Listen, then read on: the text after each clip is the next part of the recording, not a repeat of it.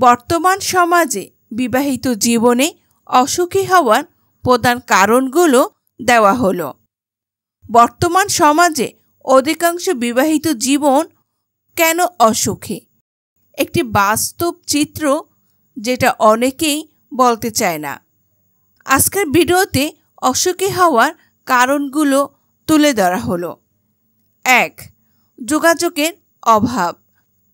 অনেক দাম্পত্যের মাঝেই খোলামেলা কথা বলা হারিয়ে যায়। ভুল বোঝাবুঝি বাড়ে, অনুভূতি চেপে রাখা হয়, ফলে সম্পর্ক ধীরে ধীরে বিষাক্ত হয়ে পড়ে। 2. অতিরিক্ত প্রত্যাশা। অনেকে মনে করেন বিয়ের পর সব কিছু ম্যাজিকের মতো ঠিক হয়ে যাবে, কিন্তু বাস্তবতা ভিন্ন। উভয়ের চেষ্টায় সম্পর্ককে টিকিয়ে রাখা হয়। 3. আর্থিক চাপ ও দায়িত্বের ভার। সংসার চালানো, বাচ্চার খরচ, সামাজিক চাপ এসব নিয়ে অর্থনৈতিক টানাপোড়েন তৈরি হয়, যা সম্পর্কেও প্রভাব ফেলে। 4. সমঝোতার ঘাটতি। দুজন মানুষ কখনো একরকম হয় না, কিন্তু আজকাল অনেকেই নিজেকে প্রাধান্য দেয় আর এক চুলও ছাড় দিতে রাজি না। এতে সম্পর্ক ভাঙে। 5. পারিবারিক হস্তক্ষেপ।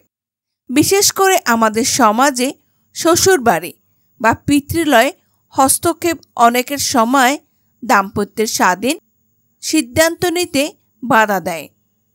6. সময়ের অভাব। কাজ, মোবাইল, সোশ্যাল মিডিয়া সবকিছুর মাঝেই অনেকে সঙ্গীর জন্য সময় দেয় না। এতে ভালোবাসার জায়গা ফাঁকা হয়ে যায়। 7.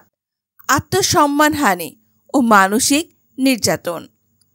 অহংকার, খুঁটিনাটি অপমান, বারবার মানসিক আঘাত এসব সম্পর্ককে নীরবে করে। 8. বিশ্বের সংকট।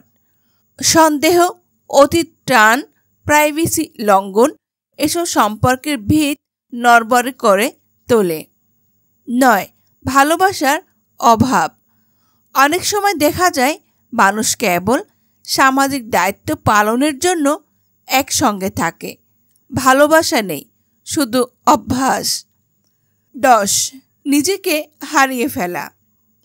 অনেকে সংসারের চাপে নিজেকে বিসর্জন দেয়, নিজের শখ, স্বপ্ন, ভালো লাগা সব ভুলে যায়।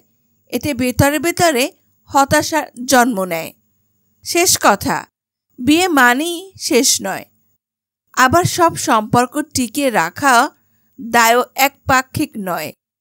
সম্পর্ক বাঁচাতে চাইলে দরকার পারস্পরিক সম্মান, খোলা মনের আলোচনা এবং একে অপরকে সময় দেওয়া। ভালোবাসা যত্ন চায়, শুধু নামটুকু নয়।